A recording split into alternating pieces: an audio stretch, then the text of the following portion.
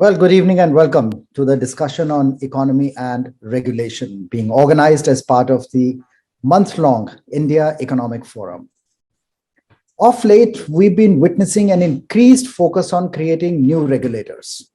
We have as many as 30 odd regulators and still growing, almost one is to one ratio for almost each sector of the economy. With new emerging sectors such as crypto and gaming, the need for centralization has been doubly amplified.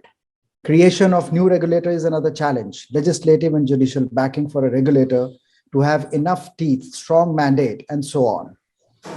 Theoretically speaking, regulation is a major way in which government influences the market economy. The scope of government regulations is vast and reaches all sectors of the economy and all aspects of our daily lives. It then becomes a primary vehicle by which the laws are implemented, which then become standards.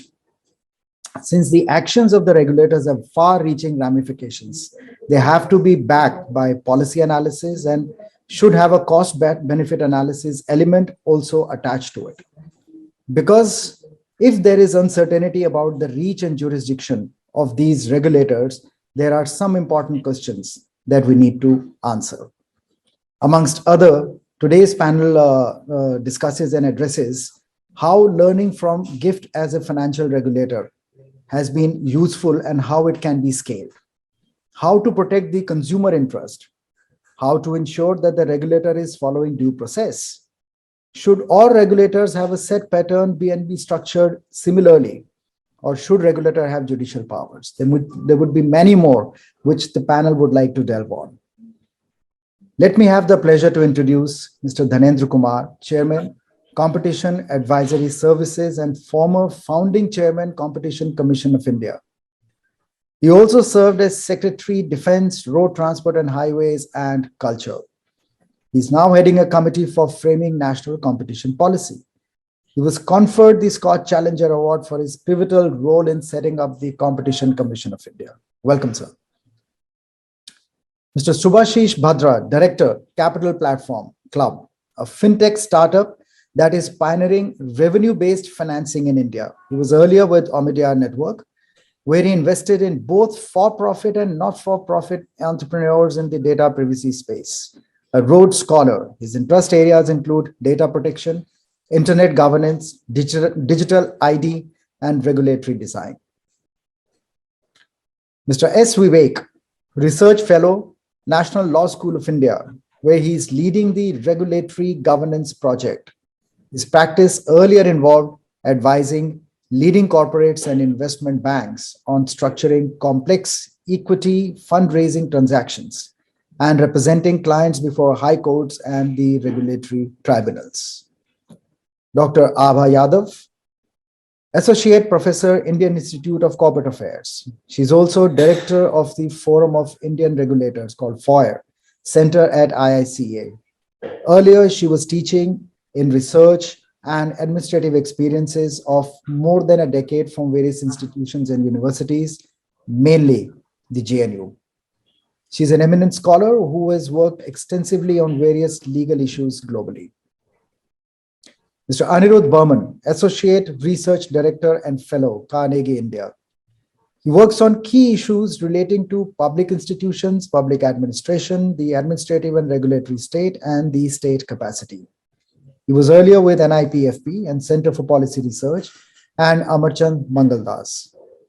Published works related to parliamentary oversight in India, the freedom of movement and residence, and measuring the responsiveness of independent regulators in India.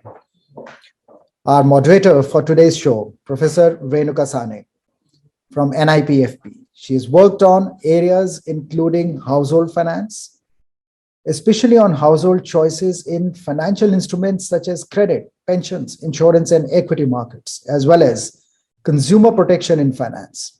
Her research also contributed to research and policy on the criminal justice in India. She's also a member of the Pension Advisory Committee of the PFRDA.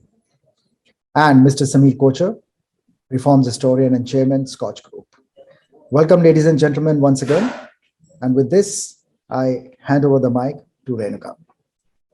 Thank you very much for having all of us Can here. I say a Sure. sentence or two before we do that? Yeah.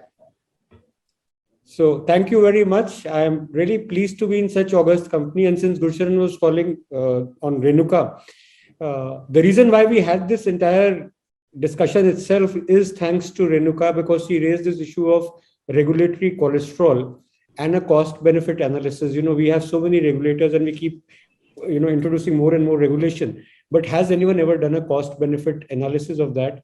And is it, I mean, for example, if we ban all regulators, would GDP go up by 5%? Probably. I don't know. You are the experts to tell me that, but a commonsensical answer from my side would possibly be yes. You ban all the regulators and the GDP will shoot. At the same time, you need today, the way the world is moving, the way we're digitalizing, you need a light touch regulation. You need a forward-looking regulation. You need regulation that does not kill innovation, because innovation will always be ahead of regulation. So for your lack of regulating and policing ability, you cannot kill innovation. Also, areas where regulators get into implementation is a danger zone. And I see increasingly that is happening. Their job is to regulate, not to implement. One classic example over the past 4 years is regulators got into financial literacy and financial literacy got killed. Whether it is SEBI or whether it is RBI or whether them setting up an institution as a post-retirement benefit for, let's say, a formal regulator, all the money for financial literacy for the poor of India went to an institution meant for parking spaces, regulators of India. So do that, something like that, does that bode well? I don't know. Do we need so many regulators? I don't know. What is the experience with the unified regulation? Is that something we need to do? Is that something we need to scale? How do you regulate something which is unregulatable like the crypto industry? How do you regulate something which is a sin good but essential for economic development like gaming? So there are just too many questions that are there in my mind. Fortunately, I am here in this panel only to provoke and ask some questions right at the beginning, and then I kind of bow out and defer to the much greater wisdom that Dhanindraji brings to the table, and the rest of you will do that. I hand over back to Renuka for the panel. Thank you very much, and indeed very provocative statements, and hopefully will incite a lot of interesting discussion going forward.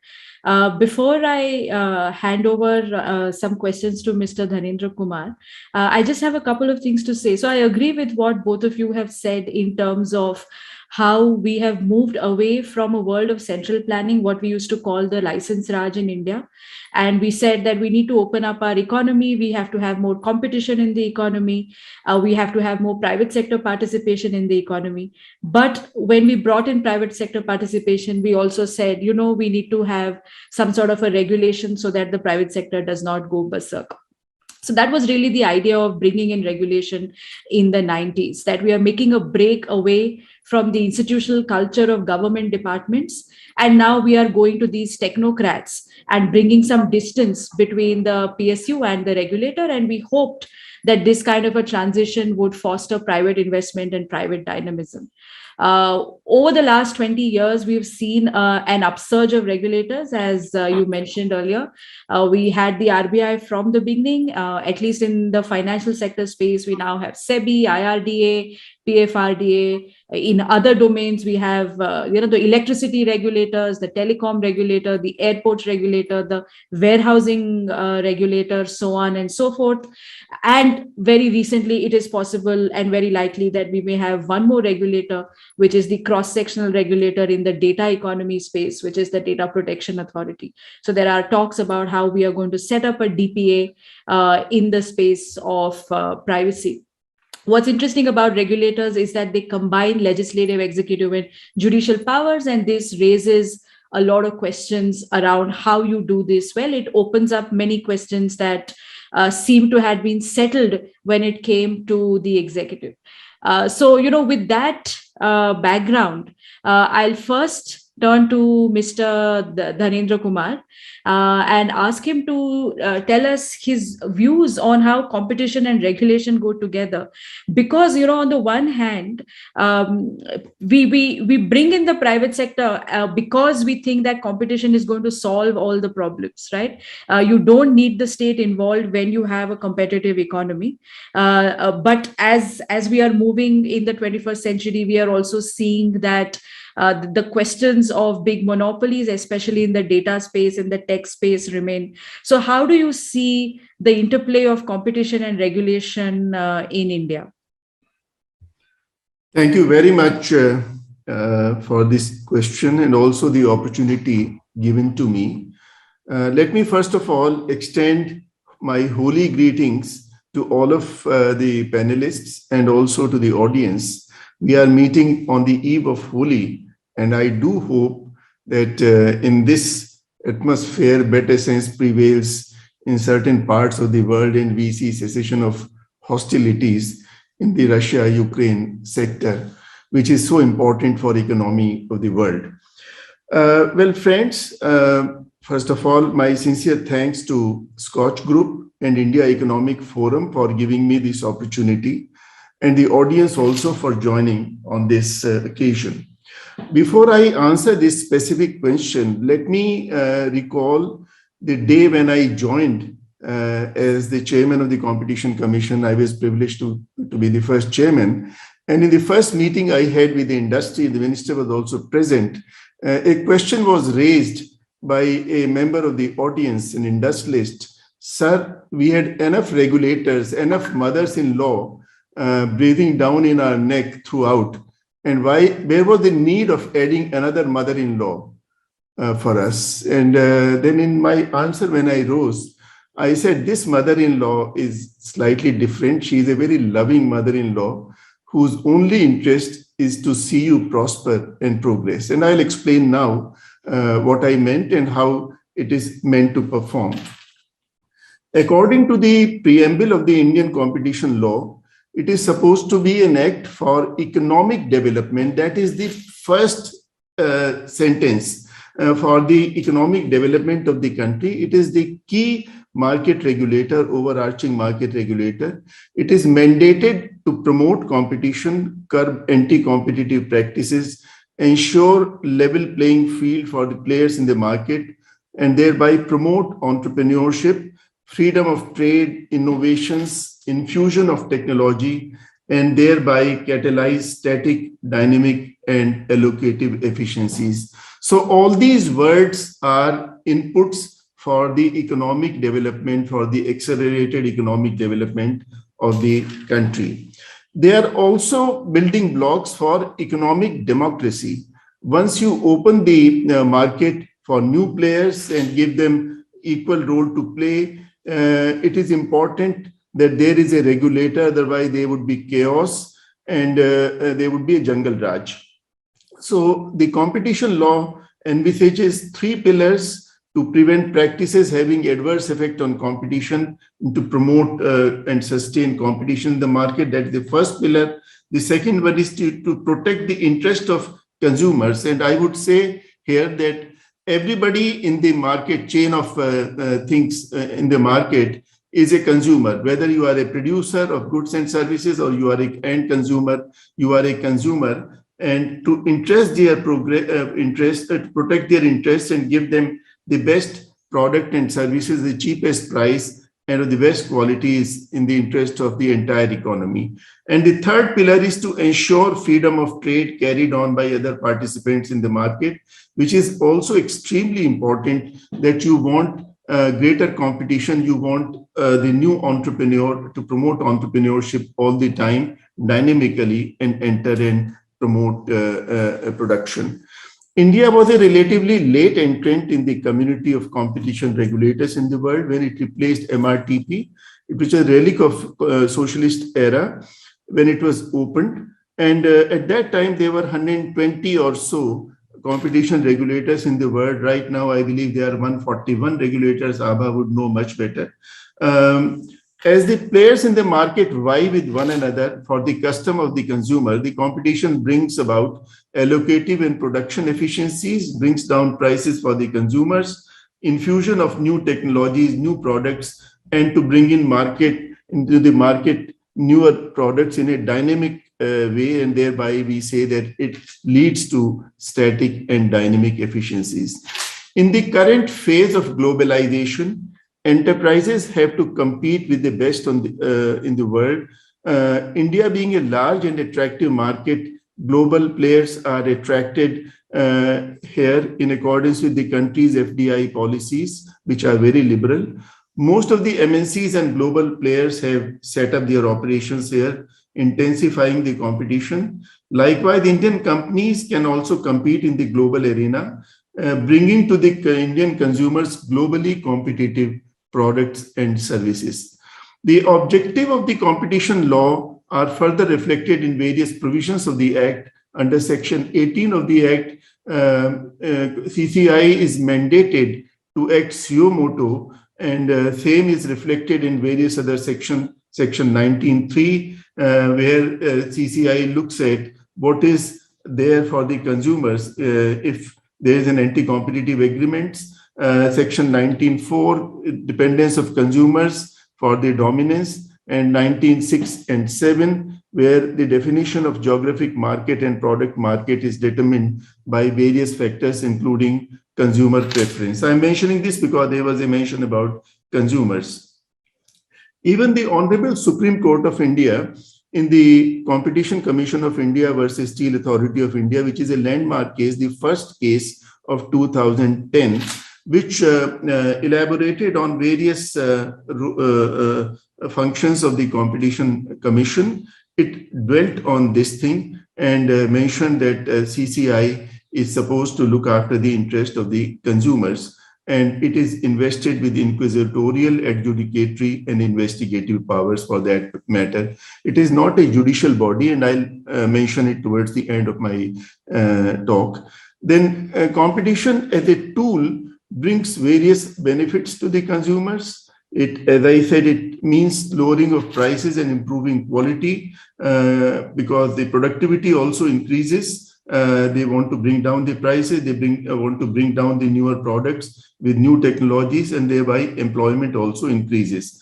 And we see that in Indian context, there have been a splurge of startups and unicorns also. Then it leads to consumer empowerment because of promotion of factors, which leads to higher degree of consumer protection, freedom of individual choices. Choice is extremely important single word for the competition law, choice for the consumers, abhorrence of concentration of power, and decentralized economic efficiency. The allocative efficiency is also increased because there is allocation of resources where there is greater productivity. It leads to better and wider choices for the consumers, as I said. There is also a provision which is not so widely known. Competition law provides for compensation under Section 53N by the appellate tribunal if any enterprise feels that they have suffered loss or damage and they can prove it as a result of contravention of the competition law by any enterprise.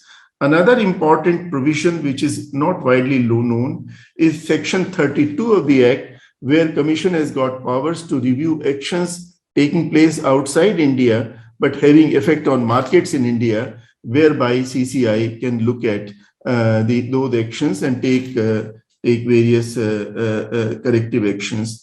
And when Indian enterprises suffer from global cartels, then enterprises can also file cases in those jurisdictions, in London, for example, or in Europe, for recoveries of damage in the market in India. CCI has entered into agreement with several competition jurisdictions across the world, and this leads to the possibility of their getting into situations when they can talk to those competition jurisdictions and get their assistance in ensuring market corrections. Competition is a life force of markets and creates an ecosystem for increasing efficiency, productivity, and innovation. A healthy competition does not emerge on its own without oversight and necessary intervention. As I said, there would be chaotic environment and which could drive up prices, let's say, by cartels or dominant firms can misuse their market power, fence out competition. CCI, as the market regulator, has been dynamically changing the regime in accordance with the evolving market realities. And so far, it has taken action in 1,100 cases of antitrust brought out before them, and also reviewed 900 plus mergers and acquisition cases to ensure that they don't lead to any market distortions. They have taken action in various sectors like airlines, banking, capital markets, e-commerce, digital markets, financial sector, real estate, pharmaceuticals, and so on and so forth. It uses an effective mix of twin instruments of enforcement and advocacy, and this is used in a calibrated manner. They also undertake market studies like what they have done in e-commerce or pharma or telecom, which also helps in market corrections. One important feature in the competition law, not so widely known, is the equal treatment of the private and public sector in the eyes of competition law under Section 2H of the Act. In fact, even the government departments, not only the PSUs, they are also subject to the powers of the CCI to ensure that the market serves in accordance with the tenets of the competition law. As we are entering into the data-based market economics, there are a number of features which are important to ensure that CCI takes action when there is a distortion due to data-based application and services and technology-led convergence across the value chain, which is evident in a number of cases which are still going on before the CCI, and I wouldn't like to dwell upon that because of the paucity of time. There is a difference between competition policy and competition law, and there was a reference to the national competition policy, which I was involved in a few years ago. And the competition policy is a wider term, which includes various actions by the government, which are infusion of the principles of competition principles and adding to the overall competition efficiency, consumers' welfare, which leads to the consumer surplus and producer surplus, and also enhances the taxes collected by the government. So therefore, for an inclusive and resilient economy, it's important that competition law and policy, which also establishes economic justice as enshrined in the preamble of the Constitution of India, is enhanced. Competition is always considered as an essential handmaiden of efficient trade and a watchdog of consumer welfare. Now, there were a few areas which were mentioned by Gurcharan ji, and I'll briefly allude to some of them. Should all regulators have a set pattern and structured similarity?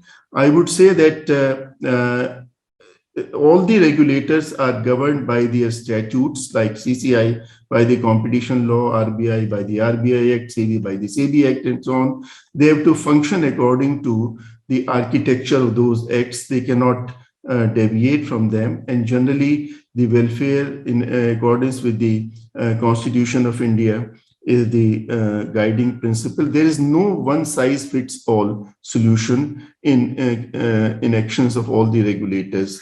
It has to function according to the demands of the statute, legislative intent, legal reasoning, and implementation.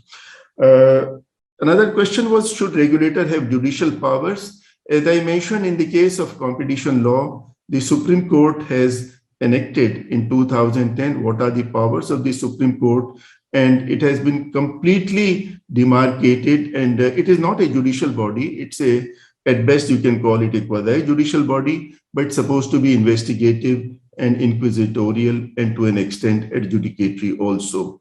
The third question was, should regulation and rulemaking be divorced? Now, again, this is something which I would say that the regulators are supposed to formulate their own regulations, which is in accordance with the Act, and CCI has been doing it very successfully in consultation with the stakeholders. There was one more question, should there be a mechanism for resolution of disputes among regulators? Normally, everyone knows what is its jurisdiction, and Supreme Court and High Courts, they play a greater role there. In the case of Bharti Airtel versus CCI, for example, Supreme Court resolved the jurisdictional conflict between TRI and CCI when it said that CCI has a follow-on jurisdiction in cases having competition law concern. There was one more question: should there be training for regulators? Certainly, yes, there should be a training. There should always be capacity building at all levels. And there was last and final question: should there be what lessons should be there for a new regulator? As I said right in the beginning, there was a comment in the beginning: is there a need of another mother-in-law? A regulator is good if it adds to the economic efficiency and doesn't add to the cholesterol. So basically, any regulation is meant to achieve certain objectives in the scheme of things of economic development, and to the extent it adds to that, and there is facilitation also. And I didn't want to elaborate for paucity of time how CCI in its scheme of things has facilitated its regulation and is constantly talking to all the stakeholders, like, for example, a green channel it has introduced in the case of M&A and so on. So in conclusion, I would say that competition law is considered to be a friend of the market. CCI is supposed to make sure that all the stakeholders and consumers, they act in accordance with the architecture of the law to further the economic development of the country. And it is doing so. I'm glad to say that. And once again, I would say that for paucity of time, I'm not able to answer the questions, but I'll be happy to answer the questions if Gurusharanji writes to me later any questions which emanate out of the discussion. And my sincere thanks to you, Sameerji, for giving me this opportunity, and Gurusharanji, and all the panelists. I won't be able to listen to you, but I'll listen to the recording later once I come back from this meeting at 4 o'clock. Thank you so much indeed. Appreciate it. Thank you very much for those very interesting and insightful comments.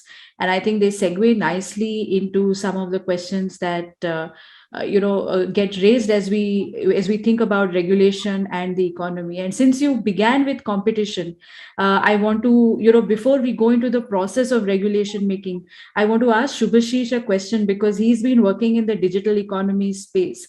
And I want to ask you your reflections on how these issues of regulating competition have arisen in the digital economy space, and how do you think that regulation should address some of the concerns in terms of tech monopolies or digital platforms? Now, I know I'm not being very courteous to the next speaker, but the board meeting is supposed to begin at 4 o'clock. If you permit me, I'll take your leave, and I'll like to listen the recording. Gurusharanji, if you share with me later. My apologies, I'll have to leave. Sure. In fact, a couple of questions already came in for you, so we'll share them with you. Sure. Thank you so much. Thank you very much. Shubhashish, back to you. Renko, thank you for your question, and certainly a very insightful set of comments to get us started today. To your question of competition in the digital economy, clearly, I'm sure all of us would agree that there needs to be a fundamentally different way of looking at it, and previous modes of looking at competition are not necessarily applicable to the digital economy.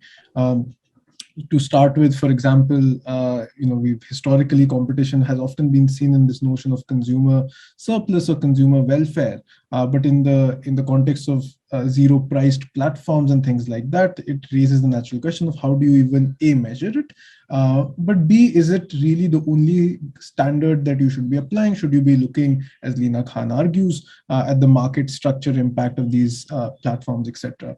So all of that to say that obviously we have to look at it in fundamentally different ways.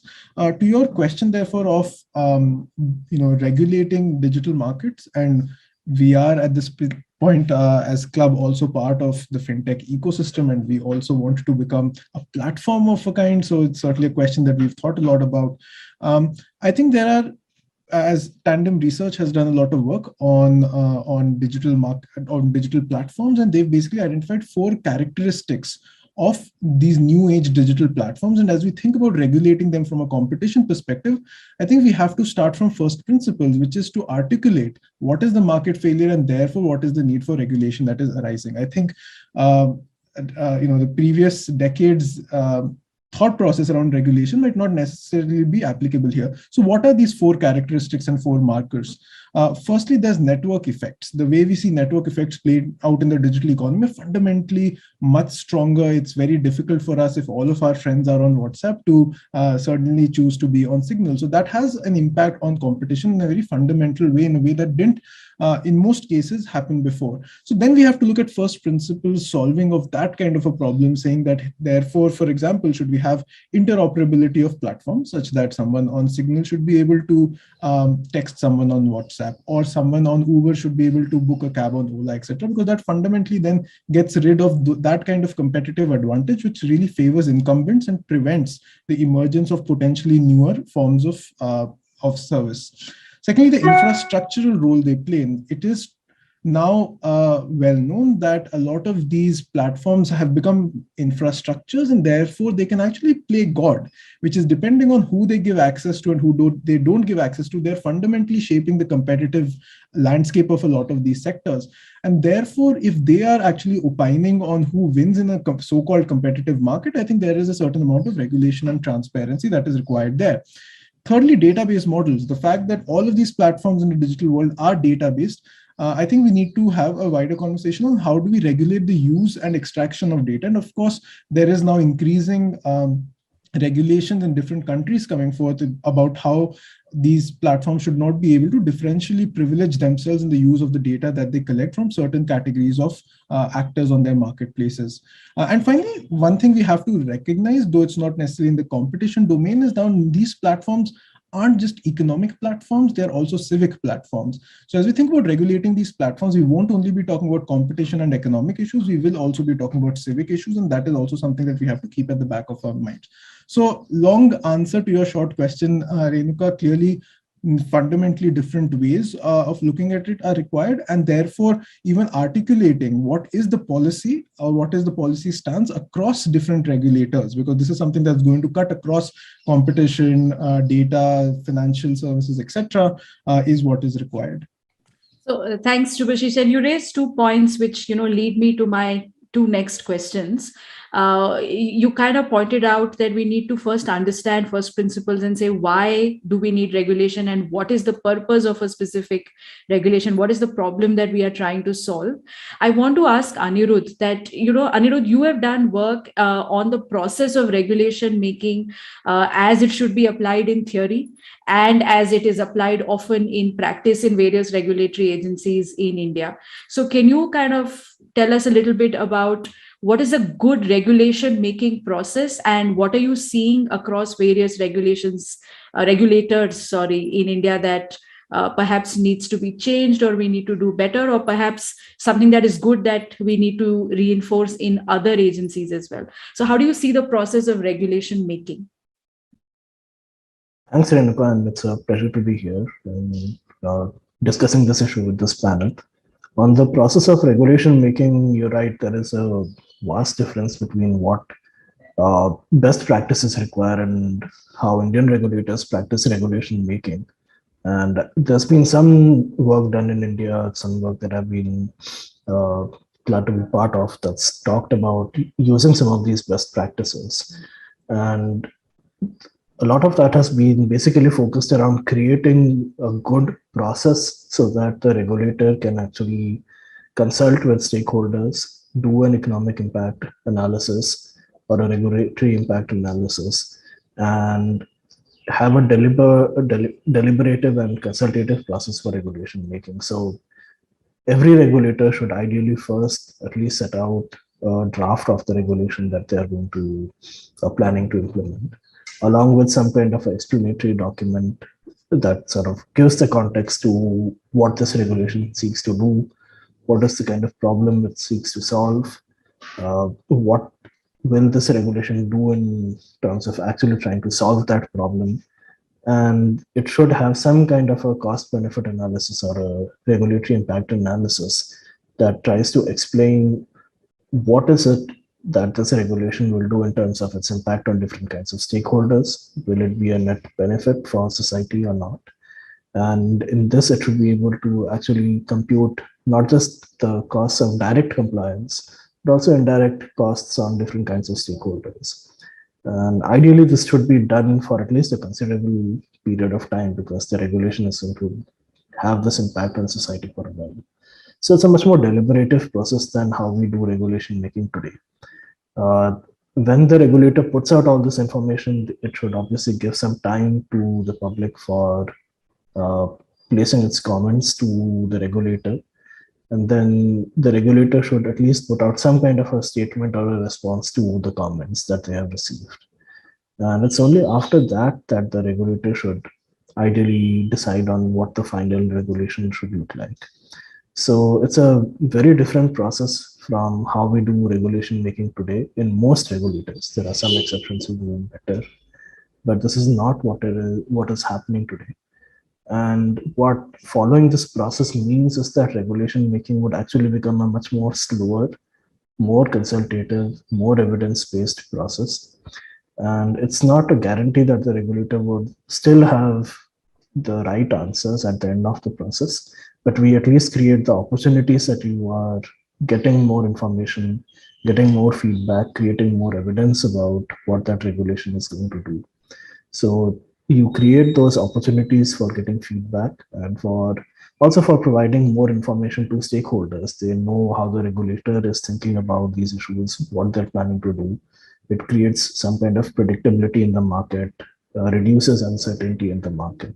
So following this kind of process has a lot of benefits. Unfortunately, in India, we don't have a uniform standard or a set of rules that require regulators to do this. Like Mr. Dhanendra Kumar was saying, every regulator is governed by their own statute, and they have very different standards. So some regulators are required to follow a consultative process, others are not. And the regulators that are required to do so do better on this consultative process, whereas others don't. But the big gap in India so far is that almost no one does an economic impact analysis of the regulations at all. So that's something that needs to be fixed, but we also need a lot more consistency in the actual procedure for all regulators. Let me follow that up with a different style of regulator that we are possibly building, which is the gift model of regulation that was mentioned at the start of this panel as well, where it seems that we have created a more unified model of regulation as opposed to silos in the financial sector that we have in India. What's your sense of how differently has GIFT been structured on the question of regulation making? So, it's one thing to say that the objective and what it can and cannot do is different, but in the how it does anything, are you seeing something that is different from how we do regulation making in other parts of India? So I'm not fully conversant with the structure of GIFT. What I do understand is that certain laws are exempted from their application within GIFT City. And the idea is to have an international financial center that's far more liberal than the rest of the country. And I think that does have certain advantages because it exempts certain aspects of finance from regulatory oversight and supervision. So the advantage is that we have fewer laws applying within GIFT City. On the process of regulation making, my understanding is that most of it remains the same. I think the advantage for regulated entities was possibly that there is a unified regulator, there is no regulatory fragmentation, they are talking to the same people. And through that, I think they'll have a better chance to understand how the regulator is thinking, which is always a problem when we have multiple regulators. That's very interesting. Shubhashish, as a regulated entity, Anirudh raised a lot of points on process of regulation making, consultation, doing a CBA. You are at the receiving end of some of this, right? As a regulated entity, what's your sense of how you see the process of regulation making, and what difference would it make to you as a business and to the community as a whole, not just to you, where we could truly reduce the cost of doing business in India, and how can better regulation making help? How do you see this? Thank you for the question, Renuka. Look, I think the context that we have to all be aware of as citizens, rather than regulated or non-regulated entities, is that we are emerging from a pandemic-induced economic slowdown. We obviously want to be an innovation hub in the country, and there's always this tension and open question mark about the tension between innovation and regulation. And I don't think it needs to be an either or. So the question becomes, how do you get innovation with regulation and regulation with innovation? From a perspective of startups, I think there are two things that are extremely important. One is predictability. The worst thing you can do to a startup, because startups are anyway dealing with so much unpredictability at a fundamental business model level, is to have regulatory uncertainty almost stack up on that. And therefore, building on the point that Anirudh made about putting these draft instruments out in the public, making sure that everyone has the chance to review and provide comments to those draft instruments are really important. Again, drawing on the paper that Anirudh has written, that in regulators where it is put down in their parent legislation that they must do this process, we see that 40 to 50% of the instruments go through such a process, whereas for those where it is not mentioned, we see anywhere in the single digits. So I think that becomes really important from the perspective of a regulated entity, so that you know a few months in advance whether you are going to be subject to a regulation and what kind of regulation. But just predictability is not enough, because it might be you might be able to predict a bad regulation, and that's not the situation we want to be in. And the perspective that a young entrepreneur sitting in Bangalore will have might be very different from what a bureaucrat sitting in Delhi might have. And I'm not saying either is the right perception, but one has to find that middle ground, or at least create those channels for that conversation to happen. And therefore, I actually want us to go back, or at least reflect on the very fundamentals of nation building, which is that what we have to make sure is that any kind of intervention in markets be minimal and be responsive to a market failure. What we have to avoid is over-regulation, and how you avoid over-regulation is making sure that the parent legislations are very, very tightly drafted. What we see, for example, even in the regulatory governance right now, is very often, even a regulator might only be allowed to bring out regulations, but they instead also bring out circulars and master circulars and whatnot, which have no legal basis in the parent statute. So from the perspective of the innovation economy, the reason that becomes really important is because you want to make sure that the interventions in the innovation economy are minimal, that when those interventions happen, they are based on a written law of the land. And you also, therefore, introduce a certain amount of fairness in it, in the sense that any regulator should not just be free to bring any regulation that it chooses to bring, but actually derive it from some of the statutes that were drawn. So to therefore summarize my intervention, I would say that what really matters to the innovation economy is this notion of predictability and this notion of fairness. Thank you, Shubhashish. I think this process of regulation making is one aspect of what makes a good regulator. But then the second aspect is really the question of enforcement. Once you have made these regulations, you then are going to enforce some of these on the regulated entities. And here, Vivek, I know you have done some work on the question of enforcement. So I'd like you to come in and tell us a little bit about how you see the enforcement processes at regulators, both from a design perspective in terms of questions of separation of power and in terms of implementation. What are the challenges that you are seeing in the way we are doing enforcement in India?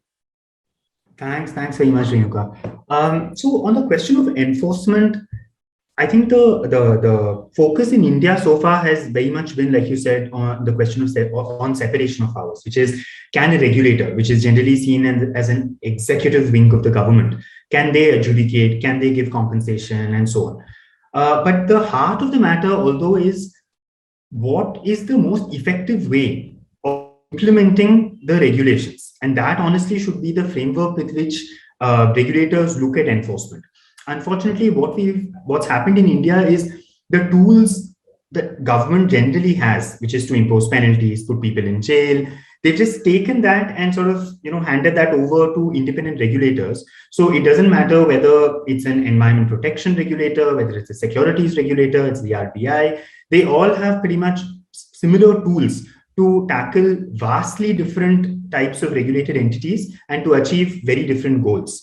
So what, from the enforcement perspective, we've seen is that regulators themselves sometimes feel that what the statute has given them is insufficient. So if the statute says that you can impose penalties and they're constantly seeing people not affected by penalties, they are then forced to come up with innovative remedies on their own, which as a general matter, as Subhashi said, is bad from a rule of law perspective. You don't want to give that kind of discretion to an unelected official, even with the best of intentions.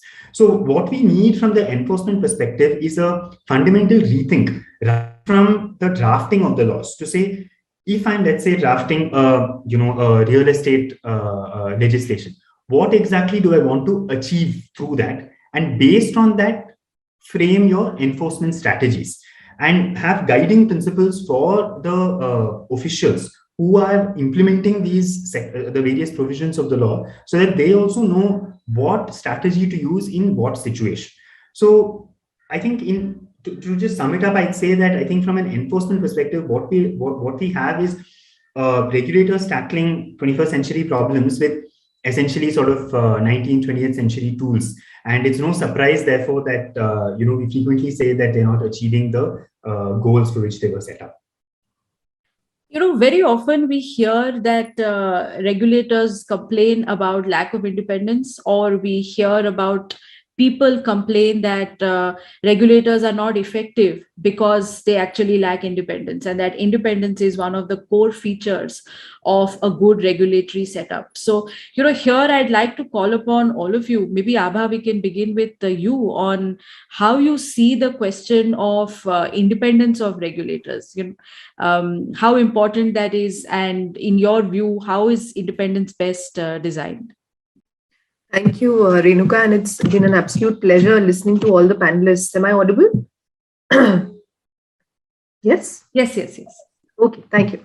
So, a lot of, since I think, the last speaker on the panel, of course, we will be cross-talking, but a lot of food for thought.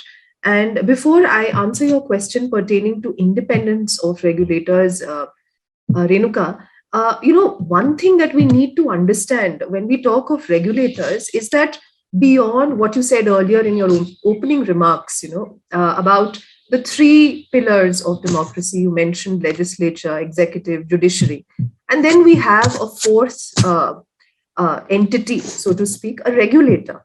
So now, what was the need for a regulator when these three entities already existed? I think one needs to start from there, so that we arrive at the issue of the role of a regulator to determine predetermined policy, to sort of achieve predetermined policy objectives, and of course mostly those are to maintain competitive conditions in the market. Whereas on the other hand, when we talk of policy makers, so here I'm trying to draw a difference, a distinction between policymakers and regulation and regulatory processes, because policymakers' role is to provide long-term objectives and to develop the vision for the country. Of course, policymakers may issue policy guidelines, like I think Mr. Dhanendra Kumar was trying to tell us that, he is with the national competition policy of the country, whereas the CCI is the regulator that ends up executing and implementing the spirit of the national competition policy. So I think that is very important. And why I'm mentioning this is also because it's equally important to ensure that the regulator's domain is not encroached upon by the government. So I think here we can say that we are touching upon your question of independence. Because in the name of achieving those policy objectives, sometimes a regulator is just an extension of the ministry, which sort of created it. And then, of course, the entire regulatory design, the regulation making process, because, sometimes the regulator is just handed a statute. It, of course, is established under a statute. So the TRI has the TRI Act, the CRC, that is the electricity commissions, are all under statutes. All regulators are under statute. So this is a rule book. This is a legislative rule book which is handed over to them, and within those four walls and frameworks, they have to function. So we need, first of all, to have a clear distinction between policy and regulation in the country, which I find is often missing. So, because then that would lead us to the next question of independence and so on and so forth.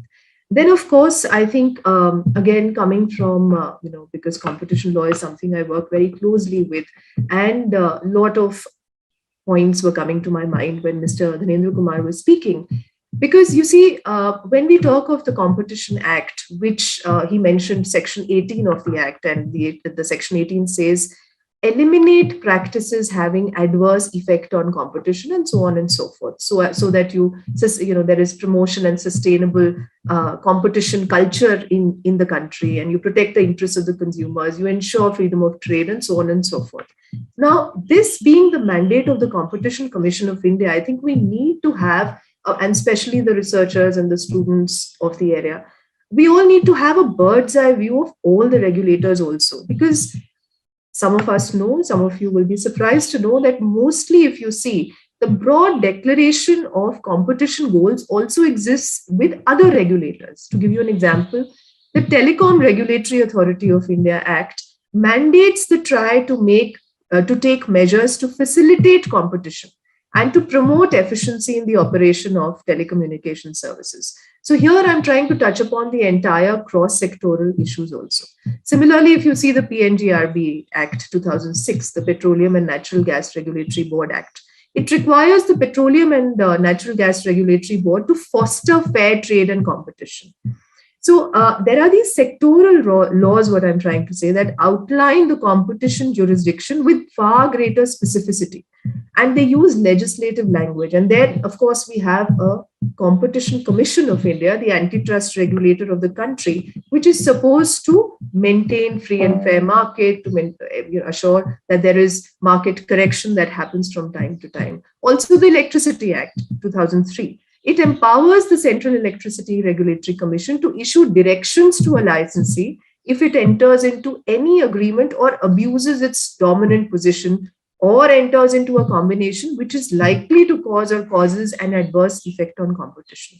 So this is exactly a term which you would find in the antitrust law, the Competition Act also. So this is a food for thought, that is the Competition Act ill-designed in situations of conflict, which jurisdiction will prevail. And of course, Section 60 of the Competition Act does have a non-obstante clause, which gives an overriding effect to the Act. But there is also the clause, the Section 62, which talks about the fact that the Competition Act should be read in harmony with other statutes. So it's really a very ambiguous area. And then, of course, there's judicial intervention, wherein, we have had cases where, the trial, let's say, to give you an example of a case which of 2017, and many more cases where the Delhi High Court quashed the CCI's probe into cartelization by the telecom companies on the ground that the issue fell within the exclusive jurisdiction of the telecom regulator TRAI. So I'm just trying to set the base for the independence of a regulator, number one. Independence vis-a-vis what? Independence vis-a-vis the government. But then within the regulators also, there's so much confusion when it comes to sectoral regulators who are trying to maintain competition and so many other mandates which their respective statute gives to them. And then, of course, they have to deal with the Competition Commission of India, and there are jurisdictional issues. And I gave you an example of how the court intervention also takes place. So within this framework, I feel that it's very important to look at the independence issue, which you asked me to focus on. And, in today's times, we find that regulators want to be independent, of course, but you see that, there is so much of intervention, policy-wise and even otherwise in day-to-day areas that is taking place from their respective ministries. So how to sort of, get away from that remains to be seen. So that is my 2 bit on the independence issue. Thank you, Abha. By bringing in the point about regulatory coordination and how different regulators deal with each other and with a similar issue, I think you've raised another. But let me come to that question a little later, because I think it's extremely important. And but come back to this issue of independence and ask the other panelists. Maybe Vivek, you want to jump in here and tell us how you see this question of independence, and do you think independence by itself is enough? You might end up with a very independent and powerful regulator, but then the other issues that we spoke about, such as regulation making and enforcement, may be missing. So how do you see these issues in terms of designing a good regulator? Thanks, Renuka. And I think this, like the Abha was also saying, I think this is a very critical question.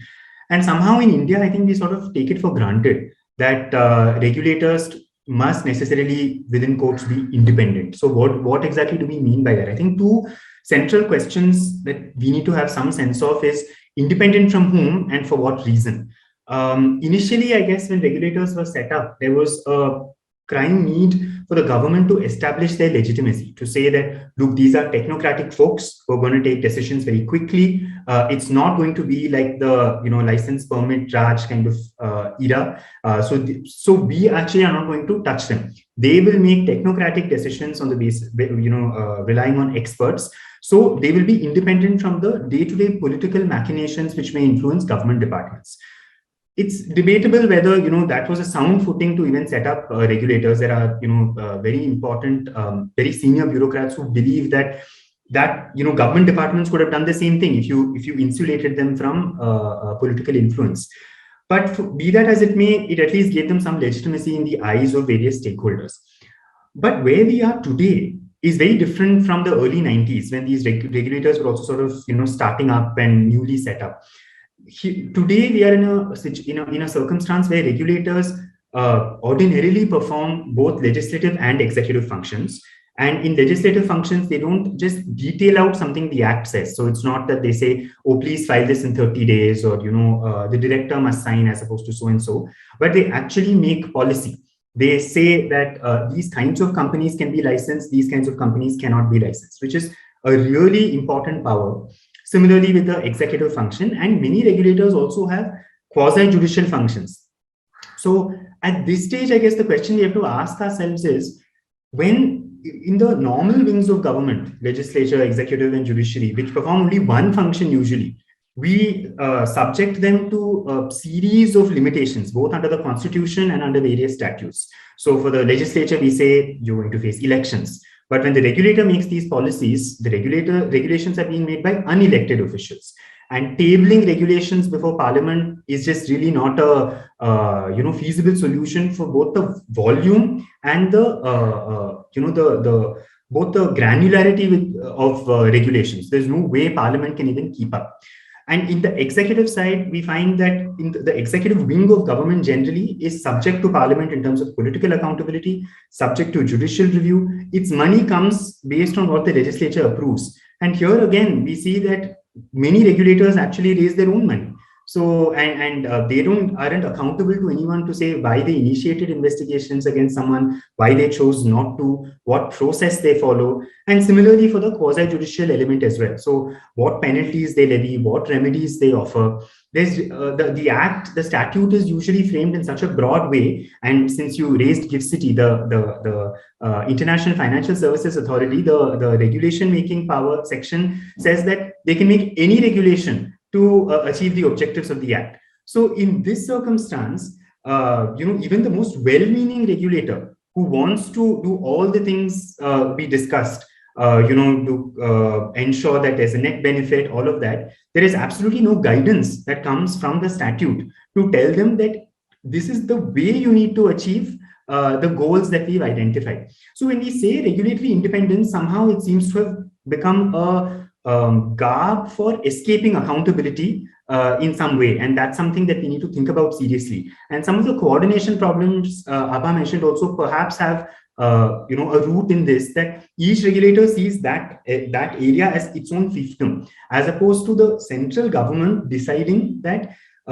this method of regulation is the best suited for that particular area. So there's no question of two regulators fighting with each other, saying that this is my area, you don't come in. So I think the idea of regulatory independence, even if it started off with the best of intentions, today where we are is that it seems to be used to escape accountability. And this is not just an Indian issue. And, this is a global issue. Everybody is struggling with this.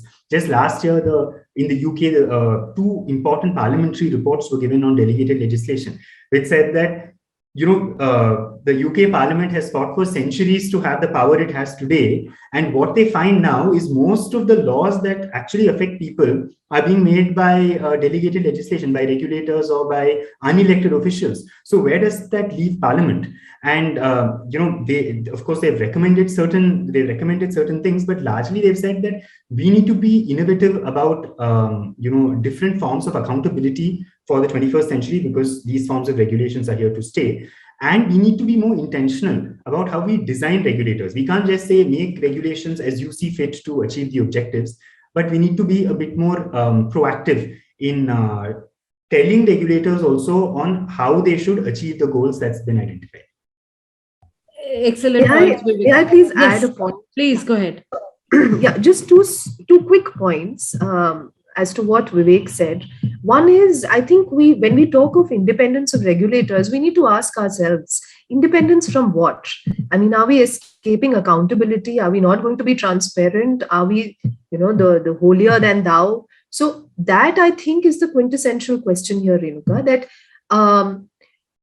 Vivek talked about delegated legislation. So is the parliament trying to evade its responsibility, the day-to-day functioning, and then, thereby just, establish a regulator in a sector and then hands off? That is one thing, a very layman's, sort of perspective, if I were to give you that. And the second point, of course, about independence, one also needs to see that, are we independent really from each other? So the regulators also need to sit together and have a conversation. I think that is most important. The regulators need to discuss with each other as to what are their jurisdictional issues, what are their other kinds of policy matters that probably a fine-tuning amongst them would help the entire economic structure to function better. Okay, I mean, this is fantastic. I think lots of, points for us to think about how to make existing regulators better. And before we kind of segue into thinking about how to make new regulators better or how to increase institutional capacity, I thought that we could just look at some of the questions that have come from the audience, try and answer them, and before we move on to the second part of our discussion. So Abha, here's a question for you. It says that regulatory compliance is a challenge for businesses of all scales in India, but the problem becomes more challenging for smaller businesses. So can there be better technology-enabled mechanisms to track and manage compliance requirements? So do you have something to say on that? Yes, and thank you for the question. And I think a lot of regulators, since I work closely also with CARC, so technology, they've really, latched on to technology and used it in their daily functioning. A lot of AI is being used. A lot of blockchain is being used. That is one part, of course. Now, one is service delivery. One is, the service delivery part of a regulator. To make sure that the regulated entity is number one within the framework of the regulator, within its policy framework, and also that the service delivery is happening and market correction is happening from time to time. So there I have found that they are all also trying to, in fact, the CCI always does these market studies. It takes up, it asks the think tanks, it asks IICA, it asks so many other the big fours to do a market study for them so that they can come up with better and better solutions to the regulatory framework that they have. So I think there's a lot of thought that is going on within the regulatory sphere as far as technological advances and using them is concerned. And I think the gift city also, we may debate it endlessly, but the fact is that has also come up because of certain deep thinking that has taken place. What will eventually happen, of course, time will tell. Thanks, Abha. So, Shubhashish, here's a question for you. There are increasing concerns that the telecom market in India might become a duopoly. There have already been steep tariff hikes in the past 2 years by major telecom players. What does it mean for customers, and can there be any regulatory interventions to stop this from happening?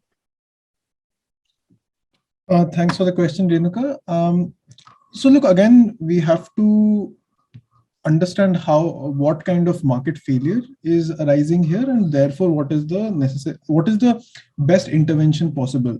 So clearly, the fact that there is stress in the telecom sector means somewhere in the past the regulation has gone wrong, and I think the fact that there has been intervention in the pricing of all of this is something that we should be aware of. I think that is also true across other regulators as well. Even if we see in electricity and we see in other places, I think this intervention in pricing decisions of the private sector, in the absence of any obvious market failure, is something that one has to reflect on.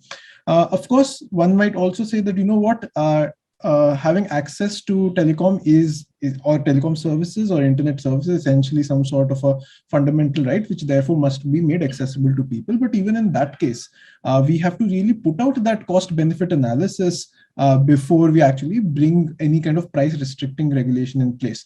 So for example, for all we know, we might discover that the best way to actually address this problem is not so much to regulate every private sector player's prices, but it is to have some sort of public provider who's going to absorb the losses and actually make good on the kind of social elements of providing this.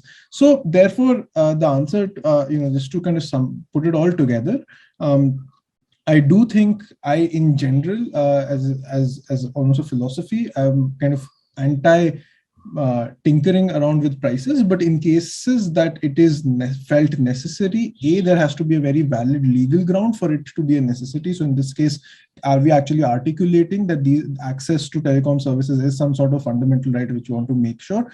Or B, to say that, look, because the benefit of everyone having telecom in the country is going to be so high that it's going to outweigh the stresses it puts on the sector, therefore we are going to do it. And B, choosing the right instrument to do it, and is price ceilings really the right instrument? So all of that to say that I think we do need to, clearly given the stress in the sector, need to look at things very afresh. Thanks a lot, Shubhashish. With this, I want to move on to where we are headed next in terms of setting up of new regulators. So one of the new regulators that is likely to come up that we've been talking about for many years now is the Data Protection Authority. And here, Anirudh, I'd like to ask you for your views on what should the government be thinking about as it sets up a new regulator, given what we have learned from the mistakes or the lacunae in the way existing regulators function? So, Renuka, the Data Protection Authority is going to be responsible for enforcing this personal data protection bill. It's not yet a law, it's still pending in Parliament. There's been a report by the Joint Parliamentary Committee, and I think the government is considering it. The bill itself basically requires companies who collect data to take the consent of all users and to give them notice about their collection of data. And it also requires them to have a lot of compliance requirements with regard to how they actually use this data, the safety of the data, security, and so on. And it also gives consumers the right to have access to this data, to get it corrected if there are errors in it, to port this data from one company to another, and so on. So this is going to apply on an economy-wide scale across different sectors of the economy.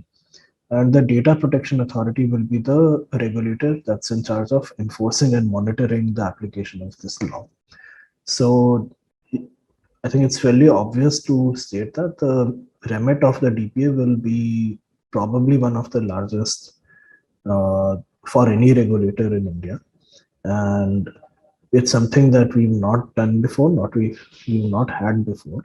And it's going to be a kind of unprecedented development because we don't have any prior experience of this kind of data protection regulation. So currently, sectoral regulators do a bit of data protection regulation. So RBI will have some regulations on how consumer data should be kept by credit information companies and so on and so forth, and by other entities who collect consumer data. Similarly, SEBI and IRDA will have these kinds of requirements. But there has been no regulation on a cross-sectoral scale. So the mandate of the DPA is going to be pretty enormous, and we don't have any prior experience of this kind of regulation. The other challenge, of course, is that by its very nature, data and data regulation is going to look at a highly innovative, highly dynamic sector of the economy. Data is probably the driving point for most innovation occurring today. And the DPA is going to be regulating the use and collection of data. So I think this point was made earlier also, that regulators are usually behind the market. And then there is a risk of regulators either over-regulating or under-regulating. This is an added problem in the data sphere because A, the market is highly innovative, and B, the DPA is going to be that much more restrained or constricted in its ability to capture information about the market because of the nature of innovation. So it's going to pose many problems for the DPA just because of the nature of the market, the nature of the ecosystem.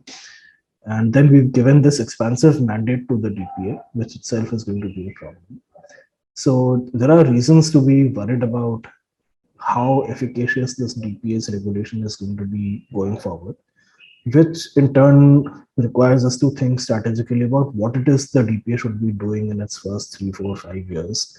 What are the 3 big things or the 5 big things it should be focusing on, rather than trying to spread its net far and wide and to try and regulate everything, because that's just not possible.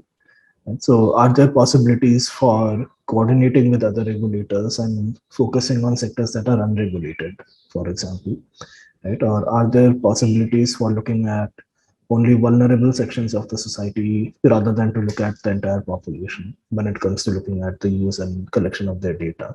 So these are strategic choices that the DPA will have to make.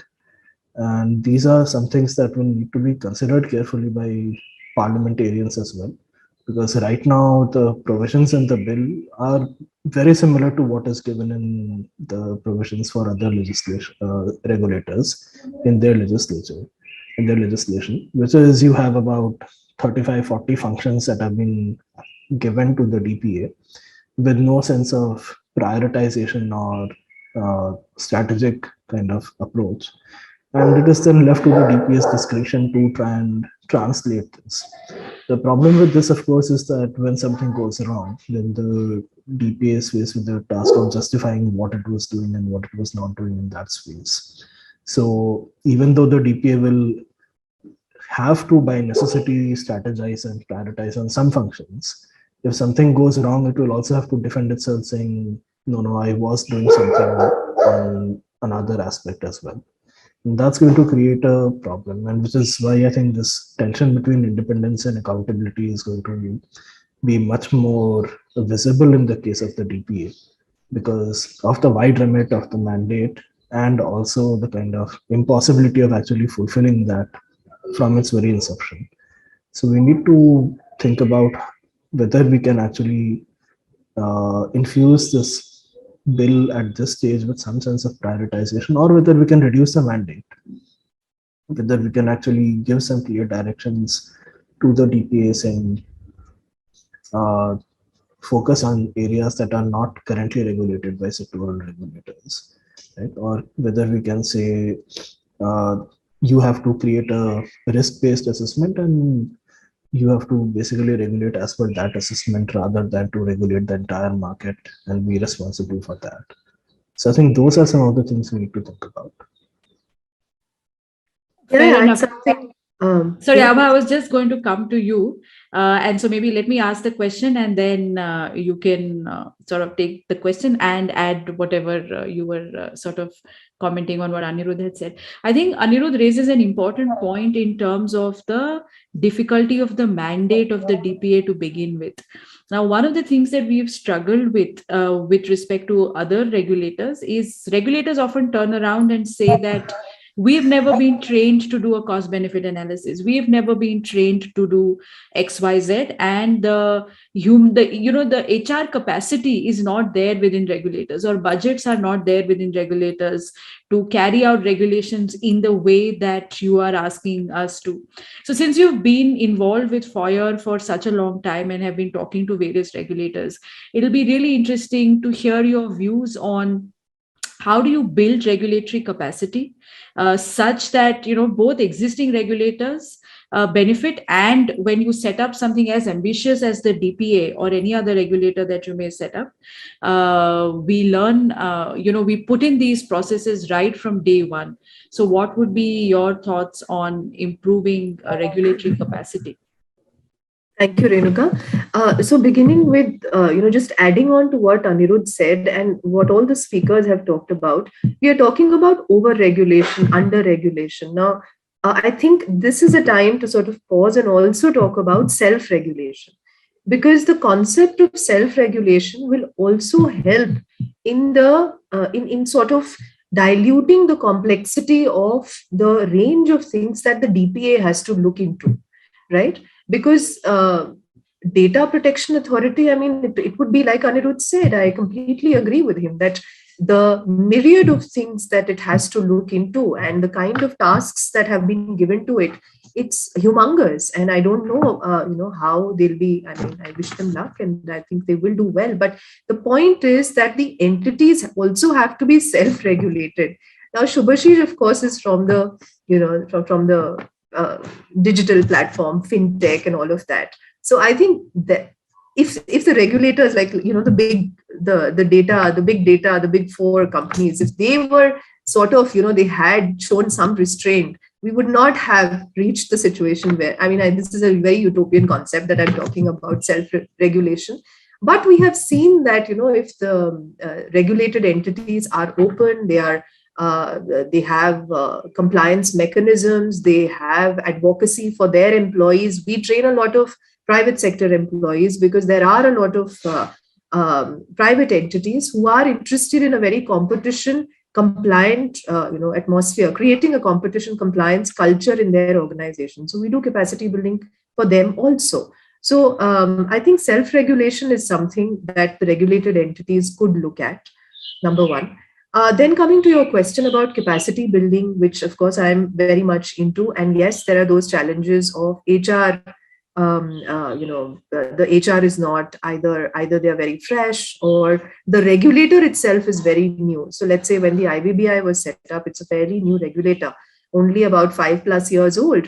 They found that there are very few insolvency professionals. So then they went ahead, and now there is a graduate insolvency professionals program that is run. They are creating insolvency professionals, and I think they completed 5 years. And with the COVID and the pandemic situation happening, the rate of insolvency grew exponentially high, which was never really they never really envisaged that when the IBBI was set up. So just as an example, number one, what can be done is that there are also government departments. There is a staff crunch. There's always, of course, we have seen that the person heading a regulator is usually a retired bureaucrat. So as is the narrative, they're generalists, so to speak. And when they're, of course, masters of their trade, but the fact is that, you have to be very specific. You have to be very, very subject oriented. And then you have to run the show. And of course, with the dynamic market that is happening, you have to understand what is your statute. You have to understand what are your powers, your duties, and the day-to-day challenges that exist. So within that framework, the HR capacity has to be built up. And yes, that is a challenge. Most of them do have a training mandate, which they get fulfilled. But most of it, I must also say, usually the capacity building mandate falls short of what is actually required. Places like IICA try to fill it as to the best of our capabilities. Budgeting is always a constraint. Budget for HR capacity building activities, we find, either they are so busy with the tasks that are given to them that this area is usually neglected. So sometimes we have to knock at their doors and say that, this is an area This is a very upcoming area, especially the digital platform markets. There's very little awareness. Your staff needs at every level, that your staff needs training on this. We do extensive trainings on AI and blockchain also, because most regulators are entering this sphere. They need to understand, their staff needs to understand, even at the advisor level and at the chairperson level. They need to understand these new technologies. I think earlier there was a question also on technology. So yes, there is a lot of capacity building happening also, Renuka. It's not like, this is the thought that is crossing only this panel's mind. The regulators are, sort of strengthening their HR capacities with latest knowledge. There is knowledge sharing across different countries that is happening. And then, of course, I would again like to, at the cost of repetition, talk about regulators talking to each other. So we have held colloquiums which have been extremely successful, where we have had the top sectoral chairpersons talking to each other, conversing with each other, and coming up with fabulous, white papers as well as draft ideas, which we have gone ahead with. So I think those are commonalities and common platforms where these regulators can come together and create a huge, efficient HR pool for the regulators, not only for their own functioning, but to help each other, because there's always this movement of staff that happens between regulators also. Renuka, I would like to come in with a point, which Please. is, again, just from a, having now seen the belly of the beast, is bringing a little bit of kind of pragmatism to this, right? Which is, how do most regulated entities operate? They will multiply the probability of getting caught by the fine that you pay on getting caught, and that's how they decide really which regulation they must meet, which regulations are good to meet, and which regulation they're just going to take the regulatory risk of ever getting caught, right? Now let's talk about the DPA. What the DPA, even in kind of European countries with a lot more state capacity, you see that they're just anyway, struggling under the weight of how much they're supposed to regulate. Apart from Germany, where the regulation and the DPA level happens at a kind of subnational level, all of them really focus on these one or two large cases at a time, and therefore, look kind of, that's what they as regulators are optimizing for. So the large underbelly of different regulated entities really think about that, it is highly unlikely that the regulator is ever going to go behind me, because they're so busy taking on the big guys in the room. So from that perspective, therefore, what is important for regulators, especially of the nature of the DPA, which is really large and expansive, is let's give them a very, very narrow mandate, which they can enforce really well. And in the process of enforcing it through the regular checks and balances, they start building capacity.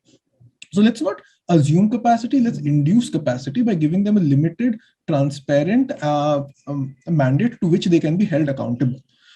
Once they start demonstrating that they are actually capable of handling that and do not impose costs on the economy, then you start giving them more and more power. So progressive expansion of the scope of a regulator is what we as a country should be thinking about. I think the general default mechanism we currently have is, let's put all possible eventualities. Let's try to deal with it through this parent legislation, which also therefore introduces a lot of discretion with the regulator. So I think that's what we need to do, especially for regulators of this nature.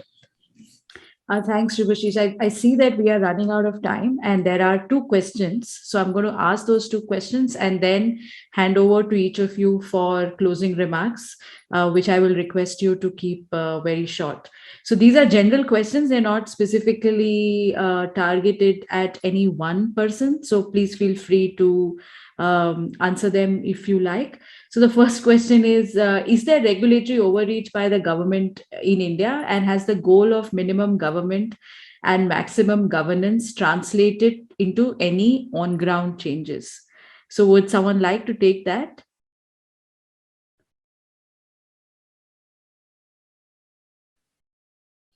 May I take this in the context of the Competition Commission? Please. Yes. So I feel that the CCI, so to speak, has been extremely careful, cautious, only stepping in as and when required.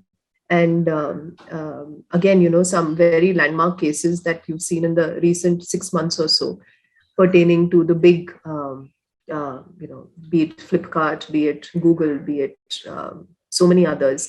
So I feel that there has been sort of a balance that has been maintained. I've already talked about IBBI earlier. So I do feel that over-regulation is, in my opinion, in most sectors, certainly not happening. There might be corrections that are required as far as the processes are concerned to make it more conducive for the regulated entities to understand the basic and the large, the eventual goals of the regulator, be it any regulator. However, I don't think there is an overreach of regulation as of now in the current economic scenario, and especially considering the fact that within the COVID, the 2 years that the entire world has gone through, there have been so many orders, circulars, regulations that have sort of diluted the initial mandate of most regulators to make it conducive for a very for a robust growth as well as for a robust existence to happen, because it's been a case of survival for a lot of companies, for a lot of entities, regulated entities. And I do feel maybe it is not enough. I'm not saying the regulators have been perfect, but I'm just saying that since I'm also doing a research on various regulators, how they've coped up and how they've responded in the COVID-19 pandemic era, what I have found as of now, and the report will be out in a few months, is that they have risen to the challenge to the best of their capabilities, as much as they could. And of course, there's always more to be done in the government. There's never enough. Nothing is enough. But over-regulation is a term that I would not use in the current context. Please feel free to disagree. Okay, I think we'll, since we are running out of time, I'm going to move on to the next question, which is that the government has decided to levy a 30% tax on gains from virtual digital assets, but there is still uncertainty about any regulatory regime. What can the consumer protection provisions in place be so that smaller investors are not hurt? Any takers for this question? I can maybe just make a quick remark. I think there, honestly, it's the opposite of what we've been discussing so far, which is that no regulator wants to touch it. They want someone to regulate it, but RBI doesn't want to do it. SEBI doesn't want to do it because it's going to be a minefield, whoever terrain it lands up in. I think from a consumer protection perspective, the RBI, I think at least for the past 6-7 years, has been consistently issuing press releases to say, do not invest in virtual currencies, or if you be very cautious, all of that. And of course, as all of us know, when they did take the next step, which is to protect consumers, to say that banks cannot enter into any transactions with them, that was struck down by the Supreme Court. So I think from a consumer protection context, it's a great question. And, it's one of those funny things that people say that, you ask the lawmakers, is this allowed or not? And then they come back with a tax percentage. So nobody knows if it's allowed or not, but you do know that you have to pay tax on it. From a consumer protection standpoint, I think the sense seems to be that it's going to be regulated as a security by SEBI. But I think we'll have to wait to see the details when the bill is tabled and made public. So thanks, Vivek. A lot of sort of discussions and questions that have arisen in the context of today, starting from what independence actually means and whether it is sort of used to take accountability away, the question of intersectoral coordination between regulators, building of regulatory capacity, better processes in regulation making, how to do better enforcement. So I think there have been a lot of conversations today on each of these points, which I hope we are able to take forward in building better regulators and improving the functioning of existing regulators in the coming years. So I think we'll end with sort of a quick closing comment by each of you. So Abha, like less than a minute. Closing comment as well as one recommendation. Yep. So Abha, let's begin with you. Your closing comment and one recommendation. Yes. So Well, all that I think we've had this discussion, a pre-discussion also, and thank you, Renuka, for encapsulating it so well. Yeah, so mainly I think my point would be in the area that I'm working closely, that, we need, I think, more discussions definitely to happen, because what is happening at the ground level is really that the regulator, I find, is so focused, with these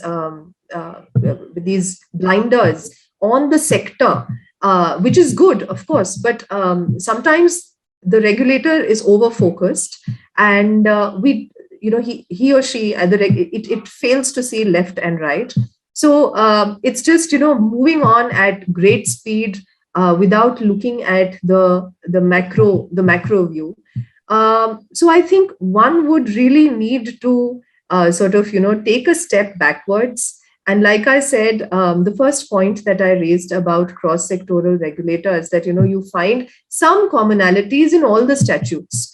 You'll find some commonalities that all regulators have. So should we, and also this point about quasi-judicial powers that some regulators have and some don't. Some would like, some think it is an overreach. So should there be a set pattern for set standard, I would say, for regulators across the country? I think we need a rethink on that. Then I think a very pertinent point and a recommendation, so to speak, is that do we need to have, and Anirudh, of course, has worked extensively on this, do we need to have performance indicator mechanisms? Do we need to not regulate, but sort of assess the performance of our regulators? There is the usual mechanism. There are the annual reports. There are the budgets that are placed before the parliament. There are like I said, the financial report that is presented before the parliament. But beyond that, the mandate of a regulator, whether it is being fulfilled, whether it is sort of rising to the need, and especially with the dynamic times that we are in, who looks at or who assesses the performance of a regulator? It cannot be another supra body, above the regulator, so that there's one assessing body, now we have a new body. I'm not at all in favor of that. But then what is the solution to that? I think that is a larger question I'd like to leave the panel with. Thank you. Anirudh? Thanks, I think I definitely agree there are a lot of problems with how regulators are functioning today. There are definitely cases and instances of overreach, overactivism, being too quick to regulate. And I think there is need for greater evidence in decision making, greater transparency, and so on. I do want to temper the discussion with the point that we should remember what markets were like before we had regulators in a lot of these markets. People who worked in financial markets remember what the stock market and the securities market was like before SEBI, and what the telecom market was like before TRAI. So we do need to understand that regulators have made improvements to these markets in many cases, and these have been a strategic decision to create some kind of a technocratic regulation or a regulatory making process. To those who say that government departments could have done this as well, I think the evidence is pretty clear that government departments could not have done this and were not able to do this. So we created regulators in many cases out of necessity, and rather than a lack of, rather than a question of choice. So I think we do need to keep that in mind when we talk about problems with regulators. We should not try to dismantle the entire idea of independent regulators when we are talking about how to improve the quality of regulation making or to improve regulatory practices in general. The other point is that we do need to think about how we define the mandate and objectives of regulators, because I think that's a central problem that then underlies how regulators function. When we give them broad mandates, expansive mandates, unclear objectives, when we tell them your job is to protect investors without any clarity on how that protection is supposed to take place, what are the aspects you're supposed to protect them from, they are going to be failures in judgment and decision making and so on. and excesses as well. So we need to think much more about the objectives and the clarity in the mandate that we give to regulators. Thank you. Vivek? Thanks, Renuka. I think just I think a quick summary I think would be that we should take the work of regulators more seriously. I think it doesn't end with the legislation being passed. I think there's a lot left to do after the legislation is passed as well. And I think one recommendation from my end would be that to really ramp up our efforts in terms of capacity building for regulators, because the element of discretion for regulators is here to stay. We can tinker with it, we can improve on it, but there's always going to remain some discretion and some regulation making responsibility or quasi-judicial responsibility with regulators. So what we should do is really ramp up efforts to train the people who are doing this to do their jobs better. And I think that's something that's a bit more, that's both constructive, and we find that regulators are quite receptive to it as well. So thanks everyone for a great discussion. Shubhashish? I know we are out of time and most of the things have already been said. I will just say this, that I think one of the quick fixes, not quick fixes, but one of the good fixes might be to make sure that the boards of these regulators actually have people who have experience in being regulated, because then they will really understand the pushes and pulls of meeting these regulations. So I'll add that on top of everything that's already been said. Thank you. Thank you, everyone. So quick summary of the 4 recommendations. We need to define the mandate and objective of the regulator more carefully.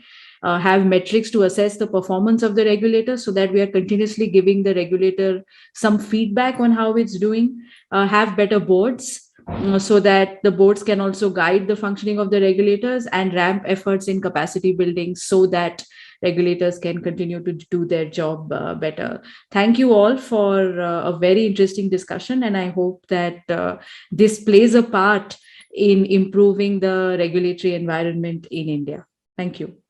Well, it's been a fantastic discussion. Particular thanks to Renuka, to you, for putting it together with such absolutely fantastic and phenomenal minds together, coming from different fields and giving their perspective.